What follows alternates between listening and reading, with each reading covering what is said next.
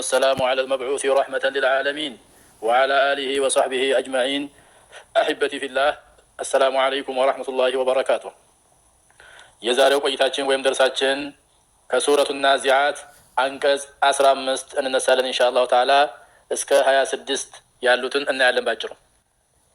يقول الله عز وجل: هل أتاك حديث موسى إذ ناداه ربه بالوادي المقدس طوى اذهب إلى فرعون إنه طغى።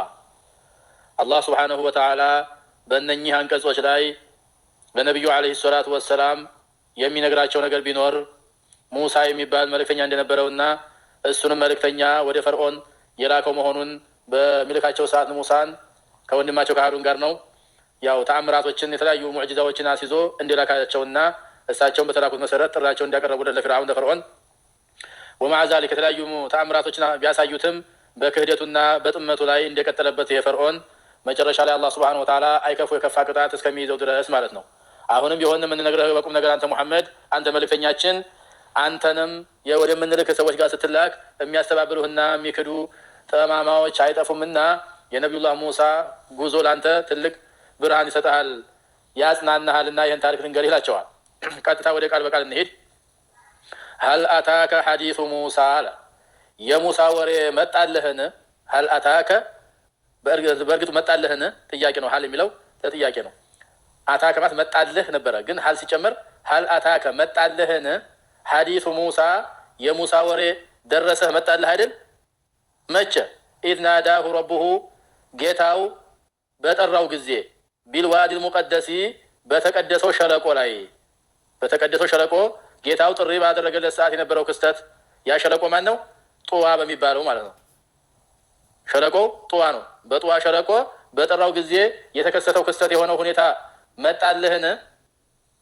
ኢዝሃብ ሂድ ኢላ ፍርዓውነ ወደ ፈርዖን ሂድ አለው ሙሳን። ማን? አላህ። ኢነሁ እርሱ ፈርዖን የሚባለው አካል ጦጋ ወሰን አልፏልና ትንሽ ከወሰደ ወይም ደግሞ ከወሰን ካለፈበት ነገር ያስተውልና ይገነዘብ ዘንድ ሂድና መልእክት አድርስለት።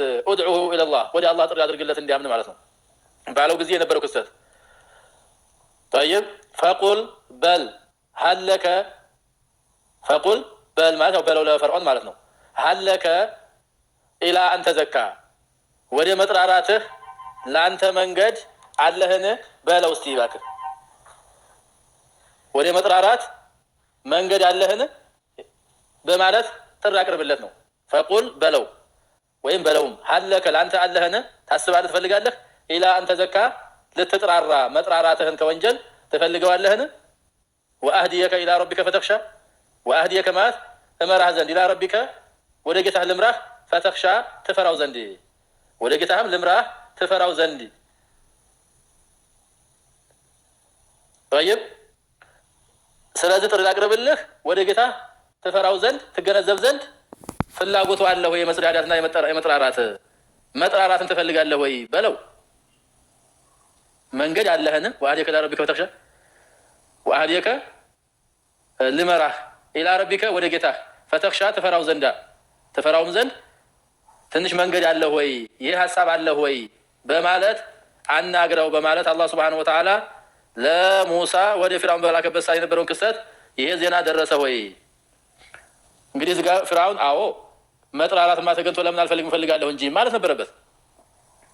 ፈአራሁ الآية الكبرى ይሄንን ለስለስ ያለ ቃል ከመናገራቸው ጋር ሙሳ ፈአራሁ አሳዩት الآية الكبرى ታላቂቱንም ተአምር አሳየው። ፈአራሁ አሳየው الآية الكبرى ታላቂቱን ተአምር ያው የባቢቱ ጉዳይ የእጃቸው ጉዳይ በርካታ 9 ተአምራት ነው ያሳዩት በአጠቃላይ። እና ያን ጊዜ እሺ በሚለው ፈንታ ምን አደረገ? ፈከዘበ ወዐሷ ፈርዖን አስተባበለ አንቀጣፊ አለ። የምን ወደ ጌታ መንገድ የምን ጥሪ ነው አንቀጣፊ አለ። ከዘበ ወዐሷ ትእዛዙንም አመፀ።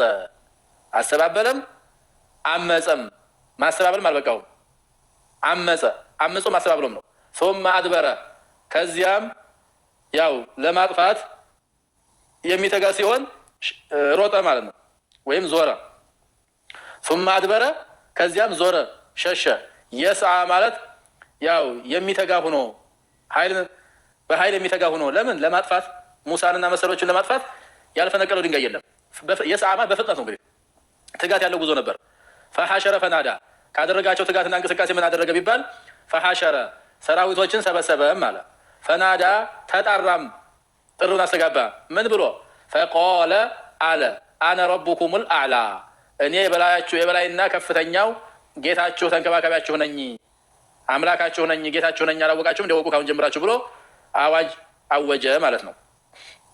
እንግዲህ መልእክተኛ ልኮ እያባበለ እየነገረው እምቢ ያለ ሰው አሻፈረኝ ያለ ሰው የሚገባው አይከብድ የከበደ ቅጣት ነውና አላህ ሱብሓነሁ ወተዓላ ምን አደረገ ነው ፈአኸዘሁ ላሁ ነካለ ልአኺረቲ ወልኡላ ሱብሓነላህ ፈአኸዘሁ ላሁ አላህ ያዘው ወይም ቀጣው ነካለ ልአኺረቲ ወልኡላ የመጨረሻዋንም የመጀመሪያይቱንም ቅጣት ቀጣው። አላህም በኋለኛይቱና በፊተኛይቱ ቃል ቅጣት ያዘው። ፈአኸዘሁ ላሁ አላህ ያዘው ነካለ ልአኺረቲ ወልኡላ ቀጣው ለማለት ነው። ነካለ ልአኺረቲ ማለት ቢልቀውል ልአኺራ እንደ ማለት ነው። በመጨረሻይቱ ቃላትም በመጀመሪያቱ አነ ረቡኩም ልአዕላ በሚለውም አነ ረቡኩም በሚለውም አልአዕላ በሚለውም ቀጣው አለ። ያ አላህ በኋለኛይቱና በፊተኛይቱ ቅጣት ያዘው ማለት ነው። ጥሬ ቃሉ እንግዲህ ኢነ ፊ ዛሊከ ለዒብረተን ሊመን የኽሻ ይሄን እንግዲህ ታሪክ የምንነግርህ የሙሳ ታሪክ ደረሰ ወይ እያልን የምንነግርህ ኢነ ፊ ዛሊከ በዚህ ክስተት በዚህ ድርጊት ላይ ለዒብረተን ሊመን የኽሻ አለ ጌታውን ለሚፈራ ሰው በእርግጥ መገምገሚያ ማስተዋያ መገንዘቢያ አለበት አለ። ኢነ ፊ ዛሊከ በዚህ ክስተት ላይ በዚህ ጉዳይ ላይ ላየና ላስተዋለ ሰው ለዒብረተን መገምገሚያ ማስተዋያ መገንዘቢያ አለው። ለማን ነው? ሊመን የኽሻ ጌታውን በእርግጥ ለሚፈራ ሰው ማስተዋያ አለው። የሙሳ እና የፊርዓውን ታሪክ ላስተዋለውና ለተገነዘበው ምክር ሰጪ ግንዛቤ ሰጪ ነውና ያው ያየህ ተቀጣ ያየህ ተገንዘብ ነገር ነው። ወይም ስለዚህ ከዚህ ቀጥሎ እንግዲህ እናንተ እነማን ናችሁ እያለ አላህ ሱብሓነሁ ወተዓላ ሰማይን የሚያክል ግዙፍ ነገር ፈጥሬያለሁኝ እሱን የፈጠርኩ ጌታ እናንተን ከሞታችሁ በኋላ እንደገና መመለሱ መቀስቀሱ ይከብድ ይመስላችኋል ነው? እናንተን መቅጣቱ ይከብድ ይመስላችኋል? እናንተን ማስገኘቱ ከባድ ይመስላችኋል? አይምሰላችሁ እያለ ይቀጥላል። በጥቅሉ አላህ ሱብሓነሁ ወተዓላ በእነኚህ አንቀጾች ከ15 እስከ 26 ባለው እንግዲህ 11 አንቀጽ ያየ ነው ማለት ነው። በዚህም ሲያስቀምጣቸው ቁምቁም ነገሮች ናቸው።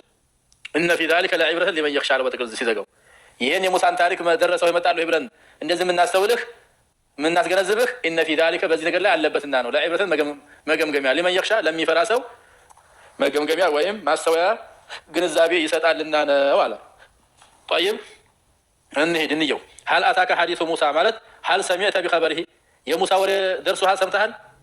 ኢዝ ናዳሁ ረቡሁ ማለት አይ ኢዛ ከለመሁ ኒዳአን በጥሪ መልኩ ሲጠራው ሲያናግረው ቢልዋዲ ሙቀደሲ ማለት በጸዳ ምንም አይነት መጥፎ ነገር በሌለበት ቆሻሻ ባልሆነና በጸዳ ቦታ ላይ ጡዋ የሚባል የሆነ ጡዋ ማለት የሸለቆ ስም ነው። በሷሂህ ሰው አባባል ተብሏል።